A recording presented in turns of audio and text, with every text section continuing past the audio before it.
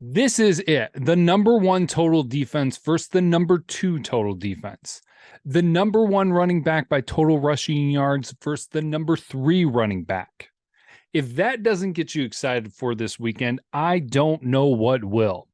As it came out earlier tonight, Michigan is ranked number 3 in the college football playoff, and they will be hosting Illinois this weekend as they are sitting at 7-3 overall. Now, Illinois comes into this game with a lot to fight for, because if they are somehow able to win out for the rest of the regular season, they still have a chance at going to the Big Ten title game if the right teams in the West Division take losses. And if the Wolverines wind up taking the Fighting Illini down, not only will they extend their winning streak to 11 games, but they'll also extend the Illinois losing streak from 2 games to 3. This coming after the Fighting Illini won 6 games in a row. Besides Illinois having the nation's leading running back, they also have DeVito on their side.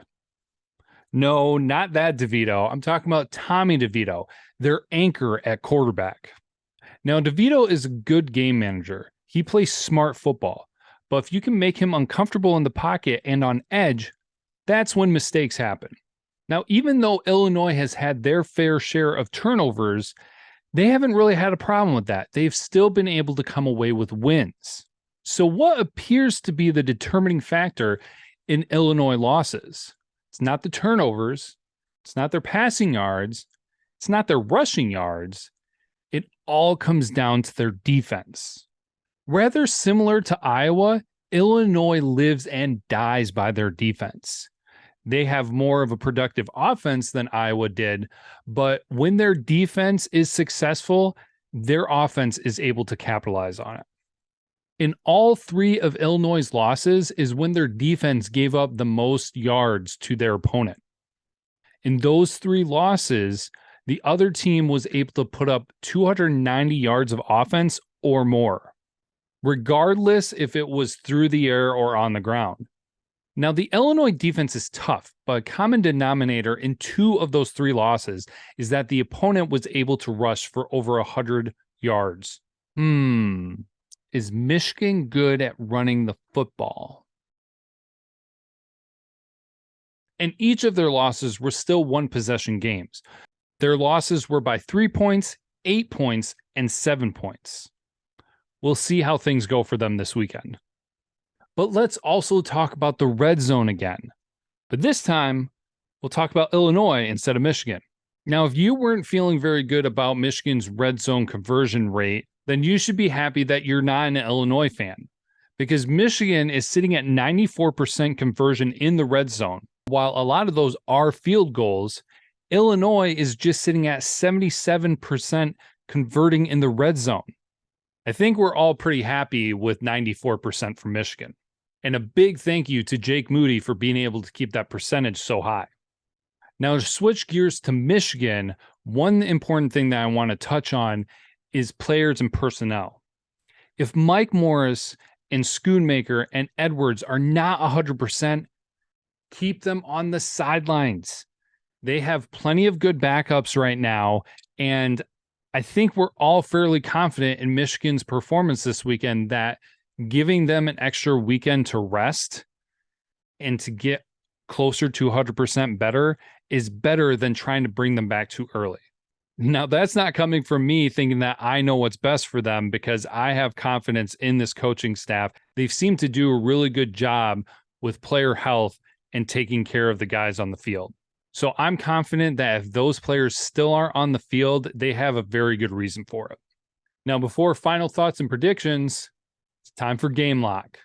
So I've actually rebounded, and I think I might be able to break even by the end of the regular season with these predictions. Now, I'm actually going to pick a rebound team from the West in Purdue, as they have the opportunity to potentially get to the Big Ten title game if they win out and specific teams lose. They're going to be hosting the bottom of the barrel of Northwestern this weekend, and they're 19.5-point favorites. Lock me in for Purdue covering the spread at home against the Wildcats. And now switching back to Michigan and Illinois. Michigan, don't change. Just be yourself. run the ball and run it all afternoon.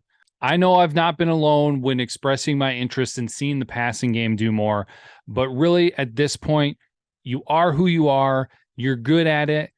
You don't have to force something when you don't need to.